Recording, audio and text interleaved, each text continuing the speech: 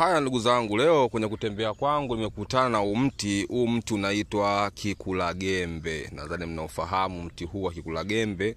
Yaani kama una shamba lako unalima, sawa ndugu yangu, utapokuwa jembe lako linalima mara kwa mara unakutana na mti wa kikulagembe, basi na maana jembe hilo ni lenye kuisha kila leo. Ina maana jembe hilo linaweza hata mwaka lisimalize.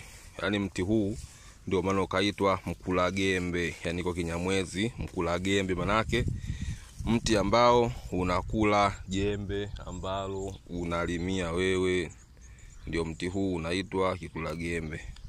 Sasa mti huu unatumika kuna shughuli gani? Huu mti wa kikulagembe kwanza unatumika katika mambo mengi sana, ila leo nitakupa tu faida chache ya mti huu wa nini wa kikulagembe. Mti huu wa kikulagembe kwa wale watoto ambao wamechelewa kutembea, ama watu wanasema yani wamwabemenda, watoto waliochelewa kutembea, ama kuna watu wanasema wamwabemenda, wale watoto wamewaharibu, wamwabemenda kwa siku zimekwenda, afya zao zimezofika, wameshindwa kutembea. Sawa, utafanyaje sasa?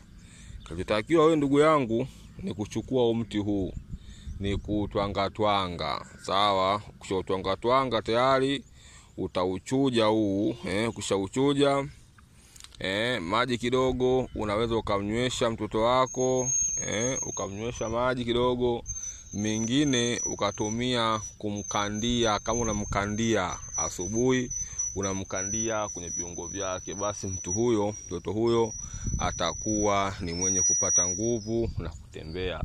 Hii ndio kazi ya mti wa kikulagembe. Huu ndio mti unaitwa kikulagembe ama mla jembe.